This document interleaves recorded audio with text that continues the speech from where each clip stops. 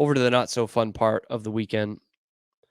Baylor men go crashing out of the NCAA tournament with a, 72-64? Am I getting that score right? Lost to Clemson. I guess it doesn't matter. They lost. Yeah, 72-64. Lost to the Clemson Tigers. Brad Brownell's Clemson Tigers get to spike the football on the Big 12 and move on to the Sweet 16. Baylor goes home in the round of 32 for the third year in a row. And I'll probably have a more refined version of what I'm going to say later in the week, but I feel for these guys so much.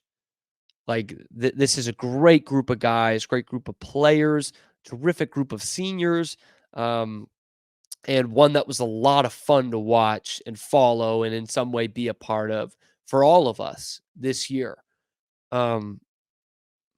And by no means is this a personal attack on any one of those guys or any one of those coaches, but collectively as a program, this was not good enough yesterday. And the results in the NCAA tournament the last 3 years have not been good enough. And we'll always have that national championship. And I'm not discrediting that because a lot of programs would kill to have what we had in 2021. And I don't think we took it for granted. I think we made the most of it and still do. But it just I thought that was the beginning of really being a top tier program, like a genuine new blood / blue blood kind of program. And we are a damn good basketball program. That's for sure. But what gets remembered is what you do in March. And I get there's randomness to it. And, that's why it's not like a lot of other sports. There's more randomness in college basketball than we see in any other major sport that we follow, college or pro. But that's what people care about. That is what people care about. The way Scott Drew uses that analogy of the ball up in the air. Oh, if it goes in, I'm a good coach. If it doesn't, I'm a bad coach. Good coach, bad coach, good coach, bad coach. You can use that same thing when talking about the NCAA tournament. That's why it's so random. Like, one guy gets in foul trouble, or if you're thinking about Oakland, Kentucky, Bulky or whatever his name was, just goes nuts. And things like that happen, or you have a cold shooting day, which Baylor had yesterday, and then it's over. So I understand that there's some randomness to it, and that's why the regular season does count for something. But people care about what you do in March. That's what gets people jobs. That's what makes or breaks a program. Those are the banners that you hang in the rafters. And the last 3 years, Baylor has been one of the teams in the NCAA tournament. That's what they've been. Nobody remembers the teams that go out in the round of 32. That's a disappointment of a season. When you're in the rankings all year long, to not be in the final 16, that's not where the top tier programs go. And every year there's an excuse. I put them out there. Like, I get it. North Carolina in 2022, bad matchup to have UNC as an 8 seed with a talented team that had underachieved that year. I get that. Creighton, they're a little too physical for Baylor. Bitch in the butt. And I don't know what the excuse is this year. I don't. Losing to Clemson in basketball is stinky business, man. That should not happen. A 6-seeded Clemson at that. So it's not like, Clemson's had one good year where they won 25 games. No. This is a solid team, no doubt. But you can't be losing to Clemson. That's one people laugh at you for. But I feel for these guys, especially Jacoby Walter, who he misses the 2 free throws that would have tied the game with 36 seconds left. He had problems at the line all day. Baylor had problems at the line all day. 62% from the free throw line is just not going to cut it. That's not even going to cut it in a regular season game, let alone here in the NCAA tournament. But by no means is this loss on Jacoby Walter. None. He misses the 2 big free throws, and that's what people will remember, but he also had an outstanding game. An outstanding game.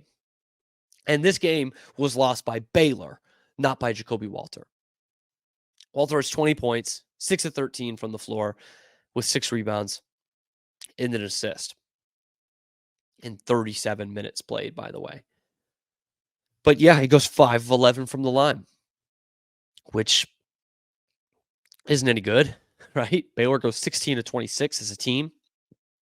But they did not have a game plan in this game. There were 2 teams out there, and only one of them had a game plan, and it was Clemson.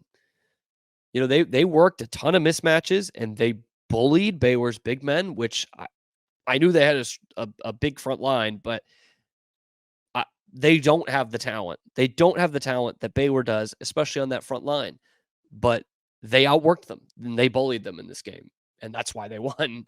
But that was at times incredibly frustrating to see that. And what's funny is Baylor ends up going +8 points in the paint, but that just didn't tell the story. If you watch the game, that didn't tell the story.